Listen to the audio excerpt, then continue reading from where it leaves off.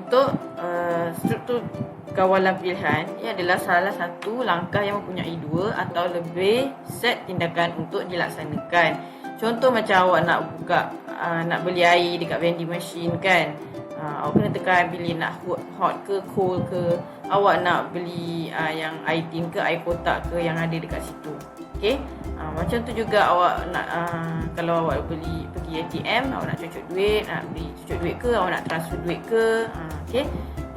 Begitu juga dengan pelayan begitu juga dengan yang cashier. Cashier ni dia akan pilih sama ada berapa kuantiti yang awak bayar, berapa baki yang akan dapat.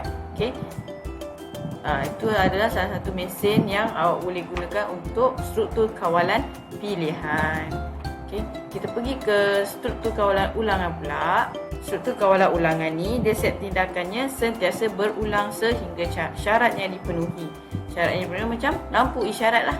Kalau awak tengok lampu isyarat dia kan merah, kuning, biru saja kan. Bila dia nak suruh berhenti, dia akan gunakan color merah. Kalau nak suruh dia bersedia berhenti, kuning. Nak suruh dia berjalan, hijau kan. Dan dia akan berulang sebegitulah sampai beberapa saat. Dia dah setting kat situ. Okay. Macam tu juga lampu raya ke. Lampu raya, musim raya ni lampu dia color-color kan. Ada yang nak dilap-dilap, ada yang nak suruh dia lampunya nyala macam tu je. Ada yang dia nak berkelip-kelip. Ikutlah kita setting dia macam mana. Okay, dia akan ulang begitu saja. Macam tu juga kipas. Kipas akan berputar. Okay? Berputar ikut kawalan kita. Sama ada kita nak sedia-sedia laju saja, dia akan laju je lah. Okay? Macam tu juga kalau tengok dalam gambar ada jam. Jam akan berputar ikut jam yang ditentukan. Kalau pukul 1, dia akan pergilah pukul 1. Okay? Dia tak ada kita nak pergi pukul berapa, kita nak pergi berapa, tak boleh. Kita kena ikut dia. Dia akan ulang macam tu. Ini mesin-mesin yang ada awak nampak tu semua digunakan struktur kawalan ulangan. Dia tak akan ubah ikut yang kita nak. Okay? Ikut kita nak tu tadi struktur kawalan pilihan. Okey, kita pergi ke struktur kawalan pilihan. Struktur kawalan pilihan sebenarnya ada 2 jenis cara nak tulis pengatur syaratan ni. Okey, dia ada satu pseudocode dengan carta alih. Tapi mula-mula kita akan tengok tata cara dia dulu. Kalau awak tengok dekat muka surat 40 buku teks.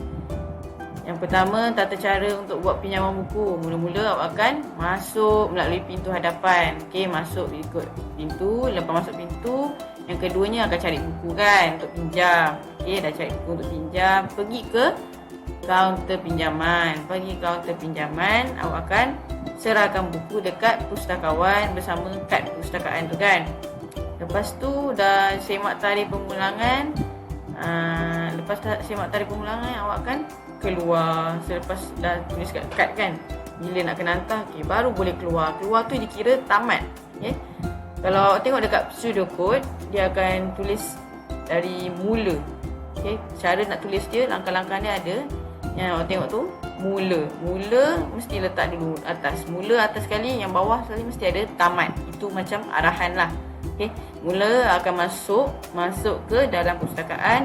Lepas tu cari buku yang dikendaki. Jika buku jumpa, maka pergi ke kaunter untuk pinjam. Lepas tu tamat jika keluar dari perpustakaan. Last sekali ada tulis tamat. Mesti tulis tamat. Begitu juga dengan carta alih. Carta alih senang nak tengok lah sebab dia ada bentuk-bentuk gitu kan. Bentuk-bentuk arrow semua tu. Dia sama susunan macam pseudocode. Cuma carta alih dia ada arrow, dia ada bentuk dia. Nanti kita akan belajar lagi dengan lebih lanjut. Okey.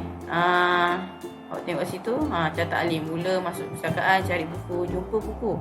Okey, kalau jumpa, ya pergi pinjam. Kalau tidak, keluar dari perpustakaan dan tamat. Kalau jumpa, ya pinjam buku, keluar dari perpustakaan, baru tamat. Okey. Tengok pula struktur kawalan ulangan. Awak akan buat satu arahan yang bertindak secara berulang. Okey, contoh kalau awak tengok buku teks muka surat 41, dia nak suruh lari ulang berulangan lah, ikut track kan, macam awak keliling padang. Okey, Mula beratur, lepas beratur berlari, lepas berlari selagi tak cukup pusingan lari lagi sampailah tamat. Okey, awak tengok kat carta alih tu pun sama juga macam pseudocode, cuma dia dalam bentuk inilah bentuk berbentuk-bentuk gitulah. Mula tulis mula, lepas mula beratur, beratur di track, lepas tu berlari perlahan ikut track. Okey, lepas tu tanda syarat tu nama tanda syarat tau, yang macam bersegi tu. Satu, kalau cukup pusingan pergi ya, teruskan larian sampai tamat.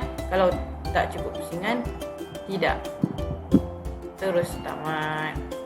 Okey, tengok dekat simbol tu ada tulis maksud ikut bentuk yang digunakan. Jadi awak akan tengoklah nanti dekat muka surat 41 tu ada terminal mula mesti bertanda hujung macam tu. Lepas tu input atau output itu macam ada arahan tambahan lah.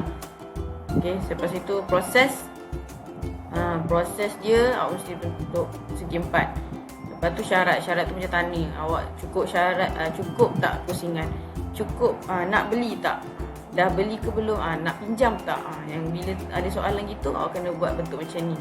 Okey, last sekali ialah tamat. Okey, arahan untuk aliran tu mesti letak arrow gitu anak panah gitu.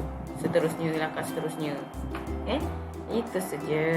Aina ingin mengeluarkan duit dari mesin ATM. Struktur kawalan apakah yang akan digunakan? Dia guna apa tu? Struktur kawalan pilihan ke struktur kawalan ulangan?